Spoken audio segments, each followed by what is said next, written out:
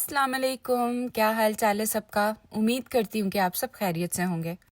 मेरे थंबनेल से आप सबको आइडिया हो गया होगा कि आज मुझे किचन की डीप क्लीनिंग करनी है, क्योंकि मेरा दिल कर रहा है कि रमज़ान शरीफ आने से पहले मैं अपने घर की अच्छे तरीके से क्लीनिंग कर लूँ। वैसे तो अभी थोड़े दिन है रमज़ान शरीफ स्टार्ट होने में, मगर क्या है कि मुझे जॉब पे भी जाना होता है, फिर कभी बच्चे बीमार हो जाते हैं, कभी कोई ना कोई काम निकलता आता है। और जब घर में एक दफ़ा वायरस आ जाता है तो सब बीमार होते हैं। अयान काफ़ी ज़्यादा बीमार है, मगर अल्लाह का शुक्र आज उसकी तबीयत ख़राब है, मगर मुझे ऐसा लग रहा है जैसे मेरे गले में थोड़ी सी दर्द हो रही है और फ्लू हो रहा है। तो बस यहाँ पे जो ब्रेकफास्ट के बर्तन थे उनको मैं पानी से अच्छे तरीके से रिंस करके फिर डिश वॉशर में लगा दूंगी, क्योंकि मेरा दिल है कि एक दफ़ा अगर मैं डिश वॉशर ऑन कर देती हूँ, दोबारा अगर मैं क्लीनिंग करती हूँ, कोई चीज़ धोने वाली होगी तो उसको मैं दोबारा डिश वॉशर में लगा दूंगी। दिन तो क्या, साल इतनी जल्दी गुजर जाते हैं कि पता नहीं चलता। तो इसलिए मुझे लग रहा है कि रमज़ान आने में बहुत थोड़े से दिन रह गए हैं। और जब मुझे इस तरह कुछ डीप क्लीनिंग वगैरह करनी होती है तो सबसे पहले मैं डिक्लटर करती हूँ। इस तरह से स्टार्ट लेती हूँ और जितनी भी चीज़ें काउंटर टॉप पे होती हैं वो सब रिमूव कर देती हूँ, ताकि मेरे पास एक क्लियर स्पेस बन जाए। क्योंकि जब आप सब चीज़ें एक दफ़ा काउंटर टॉप से रिमूव कर देंगे तो आपको पता होगा कि कौन सी चीज़ मैंने किधर सेट करनी है और कैसे क्लीन करनी है। तो बस यहाँ पे सब चीज़ें जो मैं एक साइड पे डाइनिंग टेबल पे इकट्ठी कर लूँगी, पहले उनको वहाँ पे क्लीन करूँगी और फिर उसकी जगह पे रख दूँगी। किचन की वॉल्स मेरी कोशिश होती है कि वीक में 2 दफ़ा मैं ज़रूर क्लीन करूं, क्योंकि जब हम किचन में कुकिंग वगैरह करते हैं तो वहाँ पे ग्रीस जम जाती है और ऑयल के स्टेन्स बन जाते हैं जो साफ करने बहुत मुश्किल होते हैं। जब मैं वीक में 2 दफ़ा करती हूँ तो मैं सिर्फ कपड़े को गर्म पानी में डालती हूँ और उसके साथ क्लीन कर लेती हूँ। मगर आज जो वो मैंने थोड़ा सा ग्लास क्लीनर भी यूज़ किया है, क्योंकि उसके साथ शाइन बहुत अच्छी आती है।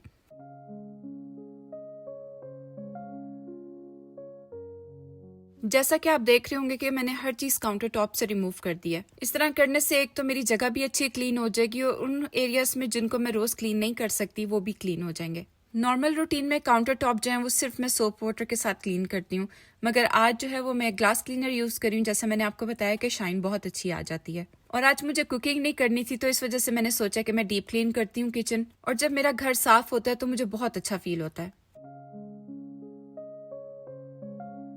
आप लोग अपने किचन की डीप क्लीनिंग कितनी दफ़ा करते हैं? वीक में 1 दफ़ा करते हैं, बाई वीकली करते हैं या मंथ में 1 दफ़ा करते हैं? मुझे कमेंट बॉक्स में ज़रूर बताइएगा।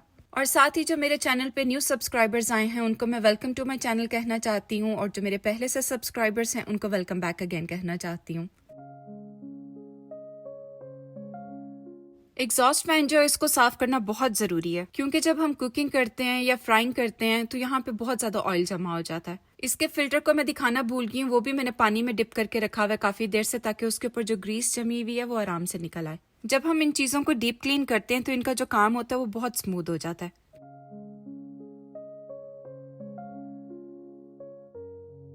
काउंटर टॉप और शेल्फ वगैरह मेरी क्लीन हो गई थी, और जो चीज़ें मैंने उठा के रखी थी वो मैंने साइड पे क्लीन कर ली हुई थी ऑलरेडी। अब मैं उनको उनकी जगह पे ऑर्गेनाइज करूंगी। और हर दफ़ा में हम अपने घर की डेकोरेशन नई नई खरीद सकते, तो इसलिए जब हम अपने घर की चीज़ों को इधर उधर करके रखते हैं या थोड़ा चेंज करते रहते हैं तो हमें बहुत अच्छा फील होता है और जगह भी रिफ्रेश हो जाती है।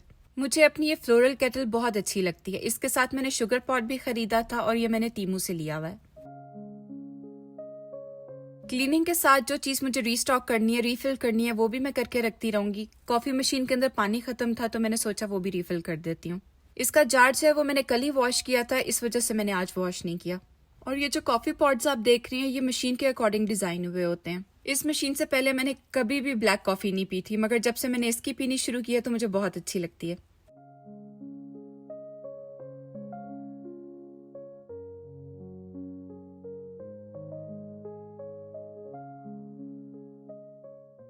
अब मुझे अपना स्टोव भी क्लीन करना था, क्योंकि जितनी ग्रीस जो है वो वॉल्स के ऊपर होती है, स्टोव के ऊपर भी उतनी होती है। वैसे तो स्टोव की क्लीनिंग एवरीडे होती है, मगर जो इसके लाइनर्स चेंज करने होते हैं या डीप क्लीन होती है, इसके बटन्स होते हैं, वो मैं एक ही दफ़ा करती हूँ। और जब से मैंने ये लाइनर्स यूज़ करने शुरू किए हैं तो मुझे बहुत फ़ायदा हो गया, क्योंकि कोई चीज़ गिरती है तो इन लाइनर्स के ऊपर गिरती है, सीधा स्टोव के ऊपर नहीं गिरती। तो एक ये भी रीज़न है कि मुझे इतनी डीप क्लीनिंग की ज़रूरत नहीं पड़ती, क्योंकि जो चीज़ होती है वो उसके ऊपर ही होती है। और कभी मुझे लगता है कि स्टोव गंदा लग रहा है तो मैं लाइनर्स चेंज कर देती हूँ। और इंशाल्लाह जब भी मैं अपना घर लूंगी तो हम लोगों ने ये सोचा हुआ है कि हम लोग फ्लेम वाला बर्नर लेंगे, क्योंकि कॉइल वाला जो है वो एक तो साफ करने में बहुत प्रॉब्लम होती है, और दूसरा ये कि सेफ्टी रीजंस की वजह से जब ये कॉइल गर्म हो जाता है ज्यादा तो ऑटोमेटिक ऑफ हो जाता है। तो इसीलिए जो चीज हम लोगों को 10 मिनट में बनानी होती है वो हमारी आधे घंटे में बनती है। आप लोगों के घर में कौन से स्टोव हैं, कॉइल वाले हैं या फ्लेम बर्नर्स हैं? मुझे कमेंट बॉक्स में जरूर बताइएगा।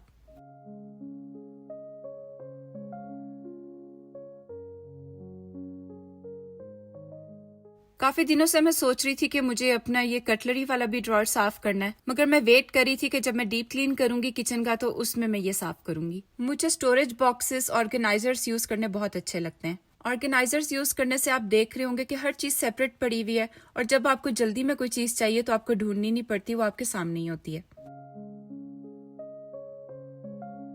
यहाँ पर जो है ये सब चीजें मैंने निकाल कर रख ली हैं, और नीचे जो आप लाइनर देख रहे हैं मेरे ड्रॉर के अंदर, ये मैंने आइकिया से लिया हुआ है। लाइनर लगाने से आपके ड्रॉर की काफी बचत हो जाती है, क्योंकि अगर आपका बच्चों वाला घर है तो बच्चे अपनी मर्जी से चीजें निकालते हैं और रखते हैं, तो इसलिए मैंने अपनी हर चीज के अंदर लाइनर्स लगाए हुए हैं। मैंने कैबिनेट्स आपको नहीं दिखाए, वो मैं पहले क्लीन कर चुकी थी, उसके अंदर भी मैंने ऐसे ही लाइनर्स लगाए हुए हैं। और कैबिनेट्स के अंदर मुझे इस तरह हेल्प करते हैं कि जो मेरे बर्तन है वो स्लिप नहीं करते। और जो ये वाला ड्रॉर है ये भी सिंपल मैं गर्म पानी जो है क्लॉथ के ऊपर लगा के उससे क्लीन करी हूँ, ताकि जो थोड़ी बहुत ग्रीस है या थोड़ा गंद है तो वो निकल जाए। तो जब मैं स्टोव क्लीन करी थी मैं आपको माइक्रोवेव का क्लिप दिखाना भूल गई हूँ, वो मैंने ऐड नहीं किया इसके अंदर। माइक्रोवेव के अंदर विनेगर के अंदर मैं बेकिंग सोडा डालती हूँ और उसको तकरीबन 2 से 3 मिनट के लिए चला देती हूँ। इस तरह से माइक्रोवेव के अंदर जितनी स्मेल होती है खाने की और जितने दाग होते हैं वो बहुत आसानी से निकल जाते हैं।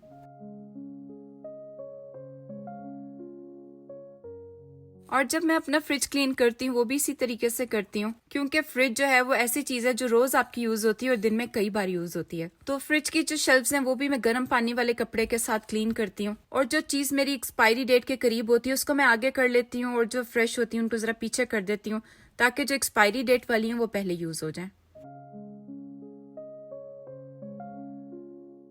मैंने अपने स्पून्स को भी इसी तरह से क्लीन कर लिया था गर्म पानी वाले कपड़े के साथ। जब कटलरी के ऊपर स्पून्स के ऊपर इस तरह निशान पड़े होते हैं तो मुझे बिल्कुल भी अच्छे नहीं लगते, और खासतौर पे अगर आपके घर किसी गेस्ट ने आना है तो मैं मेक श्योर करती हूँ कि मेरे स्पून्स के ऊपर या मेरे फोर्क्स या नाइफ्स के ऊपर इस तरह का कोई भी निशान ना हो।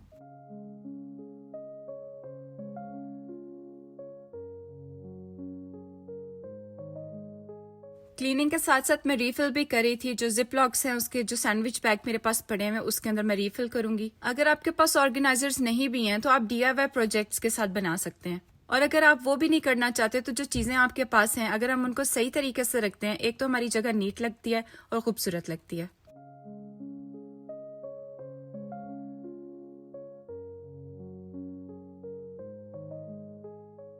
तो बस आप देखें अब हम लोगों ने किचन अपना क्लीन कर लिया है, और जब क्लीनिंग हो जाती है तो उसके बाद बहुत अच्छी फीलिंग आती है, बहुत रिलैक्स्ड फील करते हैं और रिफ्रेश रहते हैं। और मोस्टली अपार्टमेंट्स के अंदर किचन जो होता है वो ओपन कॉन्सेप्ट होता है, तो मेरी कोशिश होती है कि मैं अपने किचन को नीट एंड क्लीन रखूं।